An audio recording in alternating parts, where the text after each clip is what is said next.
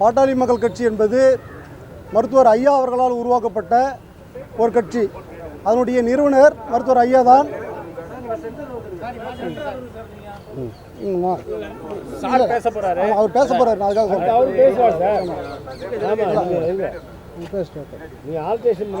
பாட்டாளி மக்கள் கட்சியை உருவாக்கியதே டாக்டர் ஐயா மட்டும்தான். அதனுடைய நிறுவனரும் அவர் தான். தற்போதைய தலைவர், பொதுக்குழுவால் தேர்ந்தெடுக்கப்பட்ட கட்சியினுடைய தலைவரும் மருத்துவர் ஐயா அவர்கள் தான். அப்படி இருக்கும்போது சில குளறுபடிகள் செய்து, சில சதிகளை செய்து, டெல்லியில் தேர்தல் ஆணையத்தை ஏமாற்றி கட்சி மருத்துவர் அன்புமணியிடம் இருப்பது போலவும், சின்னம் அவர்களுக்கு ஒதுக்கீடு செய்யப்பட்டது போலவும் ஒரு மாய தோற்றத்தை இங்கே ஏற்படுத்தி கொண்டிருந்தார்கள். சமீபத்தில் கூட உங்களுக்கெல்லாம் தெரியும், கட்சியினுடைய தலைவராக இல்லாத ஒருவர் தன்னை தலைவர் என்று சொல்லிக்கொண்டு அவரையும் அதிமுகவினுடைய பொதுச் செயலாளராக இருக்கக்கூடிய திரு எடப்பாடி பழனிசாமி அவர்கள் கூட்டணி என்கிற பெயரிலே பாட்டாளி மக்கள் கட்சியினுடைய தலைவர் என்று சொல்வது என்பது வெட்கக்கேடானது, அவமானமானது.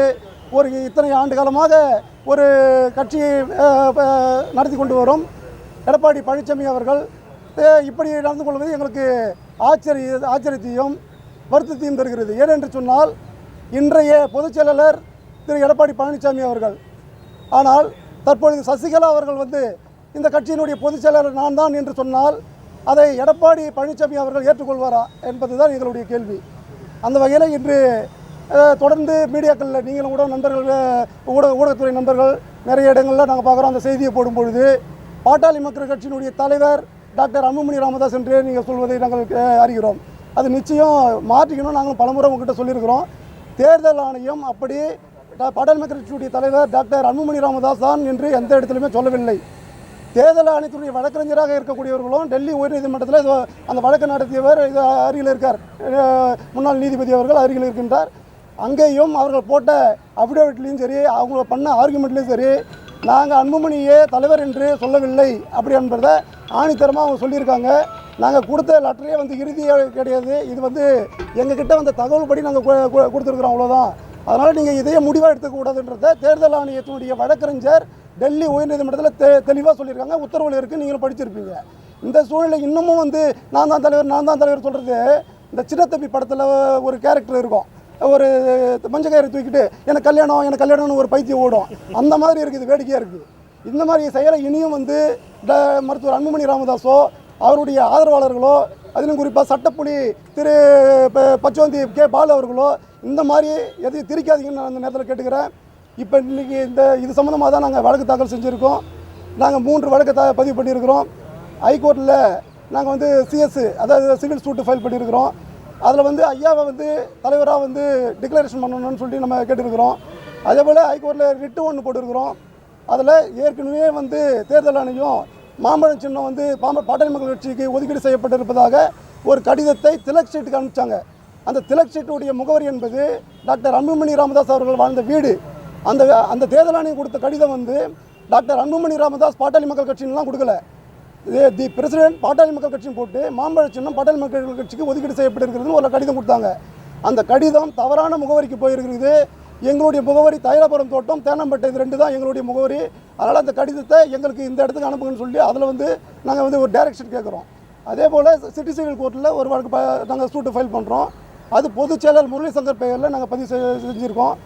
அதில் என்ன சொல்லியிருக்கோம்னா, கட்சியினுடைய கொடியையோ கட்சியினுடைய பெயரையோ அந்த சின்னத்தையோ எங்களுதுன்னு சொல்லி யாரும் உரிமை கோரக்கூடாது, அதுக்கு தடை விதிக்கணும்னு சொல்லி கேட்டுருக்கோம். இது சம்மந்தமாக இன்னும் என்னை விட இன்னும் விவரமாக சொல்லக்கூடியவர் ஏற்கனவே டெல்லி உயர்நீதிமன்றத்தில் இந்த வழக்கை கையாண்டவர். இங்கே சென்னை உயர்நீதிமன்றத்திலும் பாட்டாளி மக்கள் கட்சியினுடைய சட்ட ஆலோசகராக இருக்கக்கூடிய எங்களுக்கு மரியாதைக்குரிய மூத்த வழக்கறிஞர் ஐயா அருள் அவர்கள் இன்னும் தெளிவாக உங்களுடைய இதை பகிர்ந்து கொள்வார் என்று தெரிவித்துக் கொள்கிறேன்.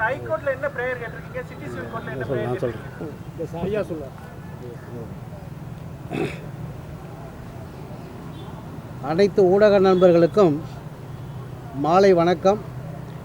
உங்களுக்கு எல்லாருமே பொங்கல் நல்வாழ்த்துக்கள், பிலேட்டட் விஷஸ், புத்தாண்டு வாழ்த்துக்கள். இந்த 2026 வருஷத்தில் பத்திரிகை, இந்த 4வது தூண் என்று சொல்லக்கூடிய பத்திரிகா சுதந்திரம் ஒன்று உள்ளது.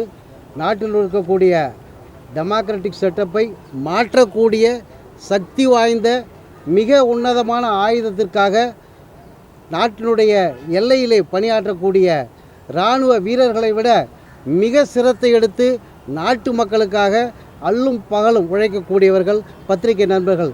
உங்கள் வாயிலாக சில உண்மைகளை நாட்டு மக்களுக்கு, ஜனநாயகத்தில் நம்பிக்கை உள்ளவர்களுக்கு தெரியப்படுத்த வேண்டியது பாட்டாளி மக்கள் கட்சியினுடைய வழக்கறிஞர் என்ற முறையிலும், பாட்டாளி மக்கள் கட்சியுடைய நிறுவன தலைவர் ஐயா மருத்துவர் ராமதாஸ் அவர்களுடைய சட்ட ஆலோசகர் என்ற முறையிலும் நான் சொல்ல வேண்டியது எனது கடமையாகிறது. கடந்த 8/8/25 அன்று இதே சென்னை உயர்நீதிமன்றத்திலே மருத்துவர் அன்புமணி அவர்கள் சட்டவிரோதமாக மாமல்லபுரத்திலே ஒரு பொதுக்குழு என்ற கூட்டத்தை கூட்டவிருக்கிறார். அதை கூட்டக்கூடாது, ஏனென்று சொன்னால் அதனால் சட்டம் ஒழுங்கு சீர்கெடும். மருத்துவர் ஐயா தான் 30/5/2025 தலைவராக இருக்கிறார். தலைவர் பதவி போனதற்கு பிறகு அன்புமணி அப்படி செய்யக்கூடாது என்று தான் உயர்நீதிமன்றத்துக்கு வந்தோம். உயர்நீதிமன்றத்திலே தலைவர் என்பதை பற்றி நாங்கள் கேட்கவில்லை. நீதியரசர் ஆனந்த் வெங்கடேஷ் அவர்கள் 8/8/2025 அந்த தீர்ப்பிலே சட்டம் ஒழுங்கு பாதுகாக்கப்படும் என்று அரசாங்கம் சொல்வதால் இண்டோர் மீட்டிங் என்பதால் தான் நாங்கள் அனுமதிக்கிறோம் என்று சொன்னாரே தவிர தலைவர் என்று அங்கீகாரம் உயர்நீதிமன்றம் வழங்கவில்லை. அப்படி ஒரு மாறான பொய்யான கருத்துக்களை பரப்பி வருவதை நீங்கள் ஊடகத்தார் கண்டிப்பாக வெளிச்சத்துக்கு கொண்டு வர வேண்டும். அதிலே தலைவராக அன்புமணியை பற்றி கேட்கவும் இல்லை, தலைவர் என்பதற்கு சிவில் கோர்ட்டுக்கு போங்கள் என்று சொல்லவும் இல்லை. அதில் சொன்ன விஷயம், உங்களுடைய பிரச்சனை எதுவாக இருந்தாலும் சிவில் கோர்ட்டுக்கு போகலாம், ஆனால் இப்பொழுது உள்ளது ஒரு கூட்டத்திற்கானது, அதற்கு சட்டம் ஒழுங்கு கெடாது என்பதால் நாங்கள் அதை முடிவு செய்ய முடியாது என்று சொல்லிவிட்டார். அதிலே யாருக்கும் தோல்வி இல்லை, எங்களுக்கு வெற்றி தான் கிடைத்தது. என்று சொன்னால் ஒரு வழக்கிலே விளக்கமான ஒரு தீர்ப்பை கொடுத்திருந்தார். அதன் அடிப்படையிலே பாட்டாளி மக்கள் கட்சிக்கு 30/5/2025 மருத்துவர் ஐயா தலைவராக நியமிக்கப்பெற்றார். அன்புமணி அவர்களுடைய காலம் 28/5/2022 முதல் ஒரு பொதுக்குழு ஃபோட்டோ எல்லாம் நம்மிடம் இருக்கிறது, தீர்மானம் செய்து 3 ஆண்டுகளுக்கு 28/5/2025 வரைக்கும் தான் அவருக்கு தலைவர் பதவி கொடுக்கப்பட்டது. ஆனால் பிற்பாடாக இதையெல்லாம் ஊடகங்கள் கண்டிப்பாக சொல்ல வேண்டும், உறக்க சொல்ல வேண்டும், பொய்யை சொல்ல வேண்டும், தேர்தல் ஆணையத்தினுடைய தவறை சுட்டி காட்ட வேண்டும்.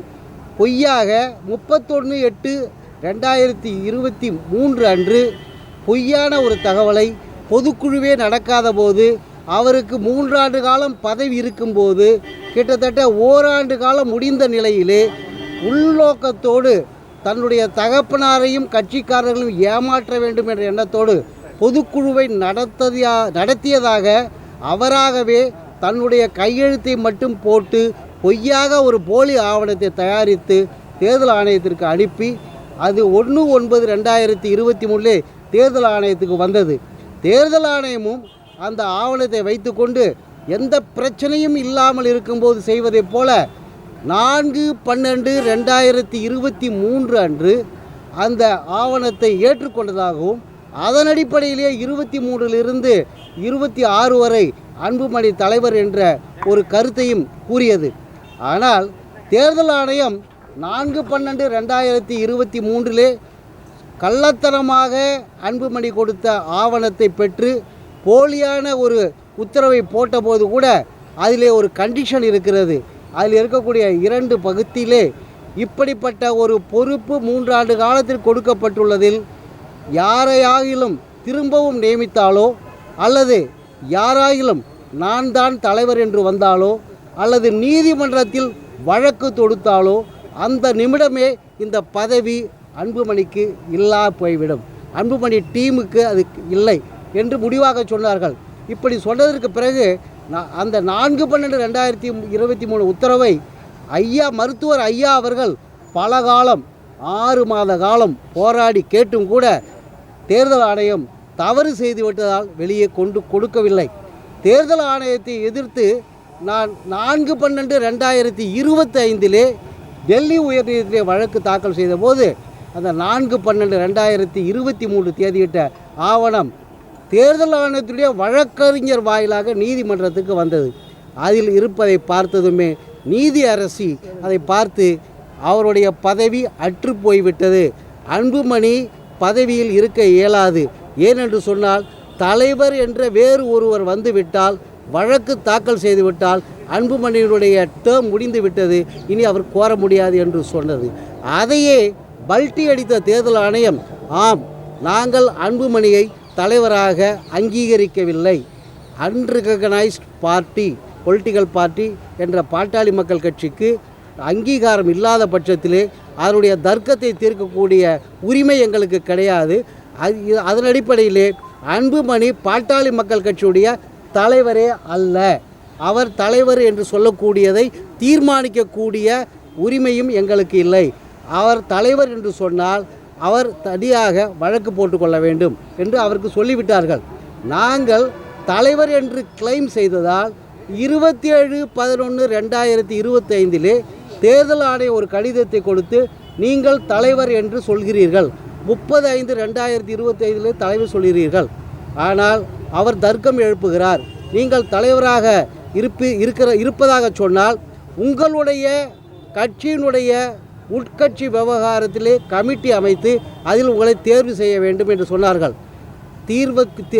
டெல்லியினுடைய தீர்ப்பிற்கு பிறகு கடந்த 17/12/2025 ஒரு தலைமை செயற்குழு கூடி செயற்குழு அங்கீகரித்து 29/12/2025 சேலத்திலே நடந்த மாநாட்டிலே மீட்டிங்கிலே மருத்துவர் ஐயா தான் தலைவராக தொடர்கிறார், அவருடைய டீம் தான் தலைவர் பொறுப்பை ஏற்று நடத்துகிறது என்ற ஒரு கடிதத்தை 17/12/2025 தேர்தல் ஆணையத்துக்கு கொடுத்தோம்.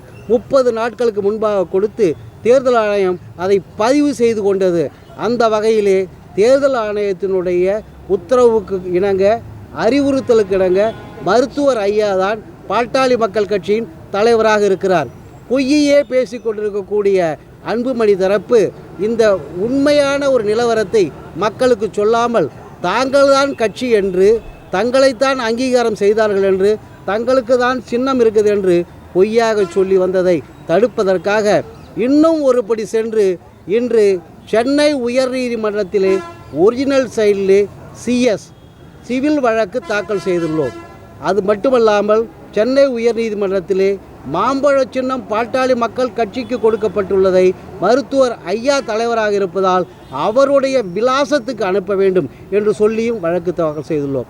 சிவில் நீதிமன்றத்திலே பாட்டாளி மக்கள் கட்சிக்கு மருத்துவர் ஐயா தான் தலைவராக உள்ளார், நிறுவன தலைவரை தவிர வேறு யாருக்கும் விதி 13 மற்றும் 35 அடிப்படையில் தேர்தலில் கூட்டணி வைக்கவோ பேசவோ அதிகாரம் இல்லை என்ற ஒரு சட்டம் இருப்பதை அனைவருக்கும் தெரியப்படுத்த வேண்டும் என்பதற்காகவும், அதன் அடிப்படையிலே இந்தியாவில் இருக்கக்கூடிய எந்த தேசிய கட்சியோ எந்த மாநில கட்சியோ அல்லது அண்ணா திமுகவோ அவரிடம் கூட்டணி பேச எந்த உரிமையும் இல்லை, கூட்டணி பேசுவதற்கு யாரும் அவரை அழைக்க சட்ட முகாந்திரம் இல்லை, கூட்டணிக்கு செல்வதற்கு அன்புமணிக்கு எந்த விதமான முகாந்திரமும் இல்லை.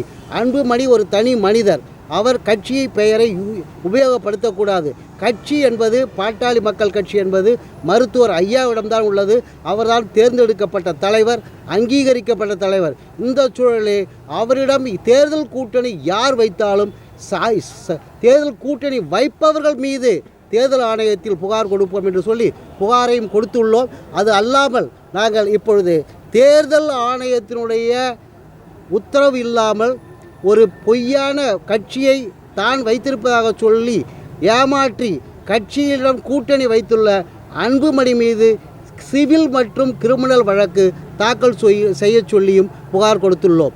அதற்காக சிவில் நீதிமன்றத்திலே சிட்டி சிவில் கோர்ட்டிலே எங்களுடைய இந்த கட்சியினுடைய பொதுச் செயலாளர் முரளி சங்கரும் கட்சியின் கொடி, சின்னம், கட்சி பெயர், மருத்துவர் ஐயா படம் எதனையும் அன்புமணியோ அன்புமணி தரப்போ உபயோகப்படுத்தக்கூடாது.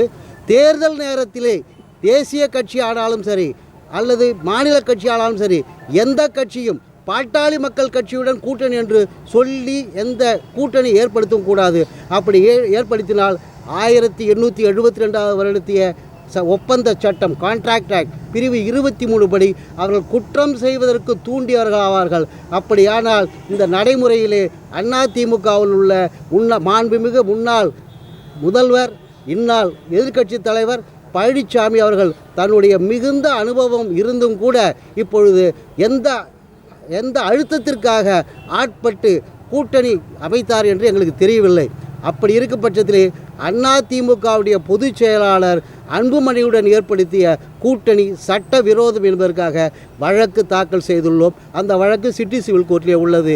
நாங்கள் வழக்கு மட்டும் தாக்கல் செய்யவில்லை, உடனடியாக இடைக்கால தடையும் கேட்டிருக்கிறோம். வழக்குகள் அனைத்தும் ஃபைல் செய்து நம்பராகிவிட்டது. அந்த நம்பர் உங்களுக்கு வழக்கறிஞர் சொல்லுவார்.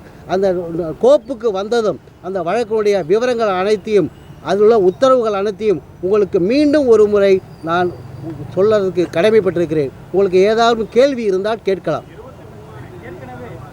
ஒன்னோட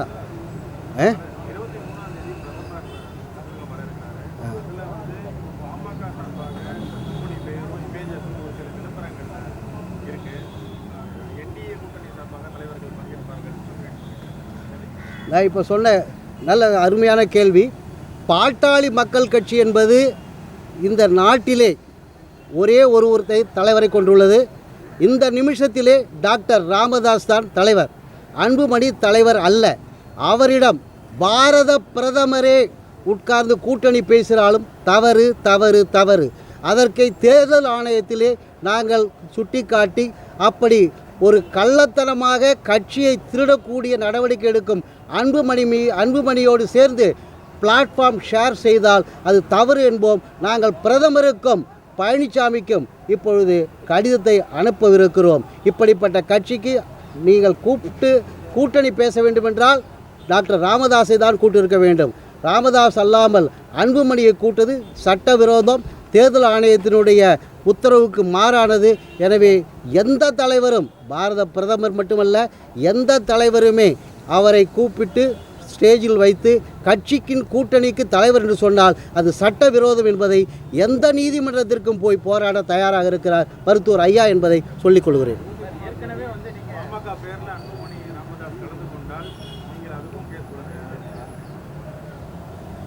இப்பொழுது போட்டுள்ள வழக்கே பாமக சார்பிலே அன்புமணி கூட்டணியை ஏற்படுத்தி கொண்டதற்காகத்தான் வழக்கு தாக்கல் செய்திருக்கிறோம். அந்த வழக்கு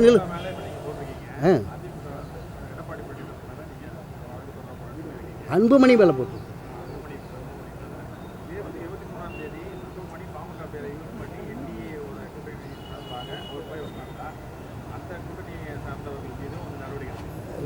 தெளிவாக சொல்கிறேன். அன்புமணி இப்பொழுது அதிமுக எடப்பாடி பழனிசாமி அவர் முன்னிலையிலே அதிமுக கூட்டணியில் இணைந்துள்ளோம் என்று சொல்லியிருக்கிறார். சீட் ஷேரிங் முடிந்து விட்டது, வெளியில் அறிவிப்போம் சொல்லியிருக்கிறார். இது சட்டவிரோதம். அதற்காக வழக்கு தொடுத்துள்ளோம். இதே அன்புமணி 23ஆம் தேதி யாரோடு வேண்டுமானாலும் எங்கு வேண்டுமானாலும் ஐயாவுடைய பாட்டாளி மக்கள் கட்சி பெயரை உபயோகித்து அவர் கூட்டணி பேசினாலோ அல்லது அறிமுக கூட்டத்தை நடத்தினாலோ அவர் மீதும் அவரை நடத்துபவர்கள் மீதும் கண்டிப்பாக வழக்கு தாக்கல் செய்வோம். ஆமாம் சார், திருடுவதும் தவறு, திருடுக்கு துறை போவதும் தவறு. அந்த வகையில் யாராக இருந்தால் சார் சட்டம் எல்லாரும் பொதுவான இல்லை.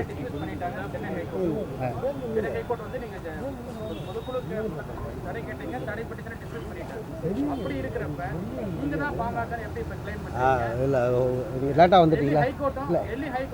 இல்லை அதாவது சொல்கிறேன், சென்னை உயர்நீதிமன்றத்தில் நீதியரசர் ஆனந்த் வெங்கடேஷ்ட வழக்கு போட்டது நான் தான் கவுன்சில் ஆன் ரெக்கார்ட். வழக்கில் கேட்ட பரிகாரம் என்னன்னு கேட்டால், பொதுக்குழுவை நடத்துறதுக்கு அன்புமணிக்கு அதிகாரம் இல்லை. ஏனென்று கேட்டால் 30/5 அவர் தலைவர் பதவி போயிட்டுது. பொதுக்குழுவை கூட்டுறதுக்கு விதி 13 படி மருத்துவர் ஐயா அவர்களுடைய இசைவு மற்றும் அவருடைய கைடன்ஸை கேட்டு தான் நாம் கூட்டம் நடத்தணும். அவர்கிட்ட யாரும் கேட்கல, கூட்டம் நடத்தலை. தலைவராக இல்லாத அன்புமணி, பொருட்செயலாளராக இல்லாத வடிவேல் ராவணன் கூட்டத்தை கூட்ட இயலாது. ஆனால் நாங்கள் கூட்டத்தை கூட்ட இயலாது என்று சொல்கிறது மட்டுமில்லை, தலைவரே அவர் கிடையாது. தலைவராக இல்லாதவர் ஒரு பொதுக்குழு என்ற ஒரு கூட்டத்தை கூட்டக்கூடாது. அதை போலீஸில் டிஜிபிக்கும் நாங்கள் கடிதம் கொடுத்து, டிஜிபியும் சட்டம் ஒழுங்கு கிடக்கூடிய அளவில் இருந்தால் அதை கொடுக்காதீர்கள் என்று கொடுத்தார்கள். ஒரு உத்தரவும் எங்களுக்கு கொடுத்தார்கள். அப்பீல்லாம் போகலை. இல்லை இல்லை, அப்பீல் போகலை. பெட்டிஷன் போட்டீங்க, இல்லை இல்லை ஹைகோர்ட்ல போட்டீங்க. இல்லை. டெல்லி ஹைகோர்ட்லயும் வந்து சிம்பிளோ இதுவோ வந்து யாருக்கும் அதை பத்தி டிசைட் பண்ணல மட்டும் தான் சொன்னாங்க. ரைவல் பார்ட்டின்னு நீங்க சூட்டை போட்டுக்கன்னு தான் சொன்னாங்க. இல்லை சொல்கிறேன், உங்களுக்கு விளக்கமாக சொல்கிறேன். டெல்லி உயர்நீதிமன்றத்தில், சென்னை உயர்நீதிமன்றத்தில் ரெண்டுலையுமே சிவில் கோர்ட்டுக்கு போய் தான் யார் தலைவர் என்ற தர்க்கம், ரைவல் கிளைம். ஒரு தலைவர்னு அன்புமணி ராமதாஸ் இருந்தார். அவர் போனதுக்கப்புறம் டாக்டர் ராமதாஸ் தலைவர்னு நாங்கள் சொல்லிட்டோம். அதுக்கான ரெக்கார்டையும் கொடுத்துட்டோம். ஆனால் அன்புமணி தான் தலைவர்னு சொல்கிறாரு. அப்படி ஒரு ரைவல் கிளைம் இருக்கிற பட்சத்தில் தேர்தல் ஆணையத்திற்கு சட்டப்படி பேராகிராஃப் 15 படி அன்ரெகனைஸ்ட் பார்ட்டிக்கு எந்த விதமான உத்தரவு போட அதிகாரம் இல்லாதனால உங்களுடைய பிரச்சனைகளை நீங்கள் சிவில் நீதிமன்றத்தில் முடித்து கொள்ளுங்கள். ஆனால் எங்களை பொறுத்தவரை அன்புமணியை தலைவராக நாங்கள் அங்கீகரிக்கவில்லை. பேராகிராஃப் 18, பேராகிராஃப் 33, 36, 37 இந்த ஜட்மெண்ட்டில் இருக்கிற தமிழ் காப்பி கூட உங்களுக்கு கொடுக்குறேன். அதில் படித்து பாருங்கள். தேர்தல் ஆணையம் அன்புமணியை தலைவராக அங்கீகரிக்கவில்லை. ஏனென்று சொன்னால் அங்கீகாரம் செய்யக்கூடிய உரிமை தேர்தல் ஆணையத்துக்கு இல்லை. அங்கீகாரம் கொடுக்காத தேர்தல் ஆணையம் பல்ட்டி அடிக்கிறாங்க. நாங்கள் வந்து 9/9/2025 ஒரு ஆவணம் கொடுத்துட்டோம்.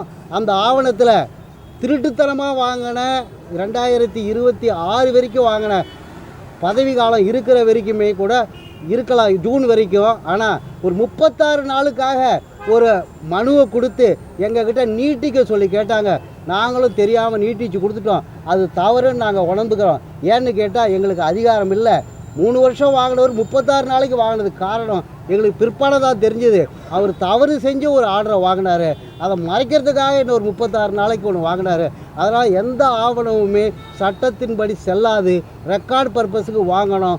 அதனால் அங்கீகாரம் கொடுத்ததாக ஏற்றுக்காதீங்க, எங்களுக்கு அதை டிசைட் பண்ணுற அதிகாரம் கிடையாது சொல்லிட்டாங்க.